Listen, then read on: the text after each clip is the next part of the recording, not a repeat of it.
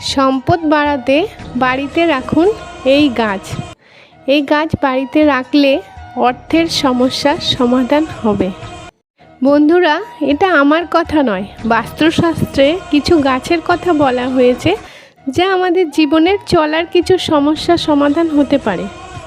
অনেক সময় দেখা গেছে যে ঘরে নানান কারণে অশান্তি, আর্থিক সমস্যা, আরও নানান ঝামেলাঝাটি লেগেই থাকে। এগুলো বাস্তুশাস্ত্র বলা হয়েছে যে এগুলো কোনো নেগেটিভ এনার্জির জন্য হয়।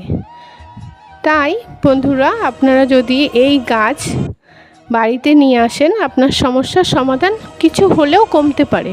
বন্ধুরা, আমরা অনেক সময় দেখি যে বাড়িতে নানান কারণে নানান ঝামেলা, আর্থিক সমস্যা, সব কাজে বাধা এগুলো লেগেই থাকে। তো আমরা এগুলো মানি যে কোনো গ্রহের কারণে বা কোনো কিছুর কারণে হতে পারে। তাই বাস্তুশাস্ত্রে বলা হয়েছে যে কিছু এরকম গাছ আছে যা লাগালে আমাদের জীবনে একটু হলেও উপকার হতে পারে। আমরা যখন এই সমস্যায় পড়ি তখন আমরা হয় জ্যোতিষীর কাছে যাই, না হলে ভাবতে থাকি যে কি করে এই সমস্যা থেকে বেরোবো। তবে আর চিন্তা করতে হবে না, বাস্তুশাস্ত্র মতে কিছু গাছের কথা বলা হয়েছে। এই গাছ বাড়িতে নিয়ে এসে লাগিয়ে দেখুন আপনার জীবনটা বদলায় কি। বাস্তুশাস্ত্র মতে যে গাছগুলোর কথা বলা হয়েছে তার মধ্যেই একটা জেট প্ল্যান্ট। এটি একটি গাছ। আপনি যদি দীর্ঘদিন ধরে এই আর্থিক সমস্যা, নানান অশান্তির মধ্যে ভোগেন, তাহলে এই গাছটি বাড়িতে লাগিয়ে দেখতে পারেন। এতে আপনার আর্থিক সমস্যার সমাধান হতে পারে। এটি বাস্তুশাস্ত্র মতে বলা হয়েছে। বাঁশ গাছ।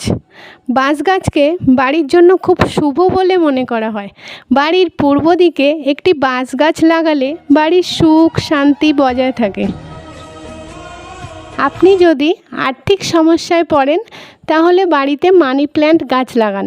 মানি প্ল্যান্ট গাছ বাস্তুশাস্ত্র মতে খুব শুভ বলে মনে করা হয়।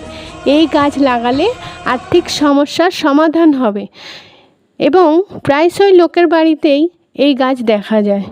এই গাছকে সবাই খুব তুলসী, হিন্দু ধর্মে তুলসী গাছকে মা লক্ষ্মীর রূপ বলে মনে করা হয়।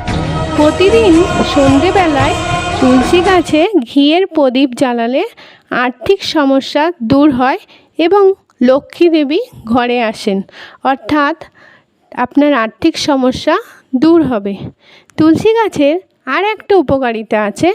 এই তুলসী গাছের পাতা যদি বাড়িতে কারোর কাশি হয় তাহলে তুলসী গাছের পাতার সঙ্গে মধু মিশিয়ে খাওয়ালে কাশিও ভালো হয়ে যায়।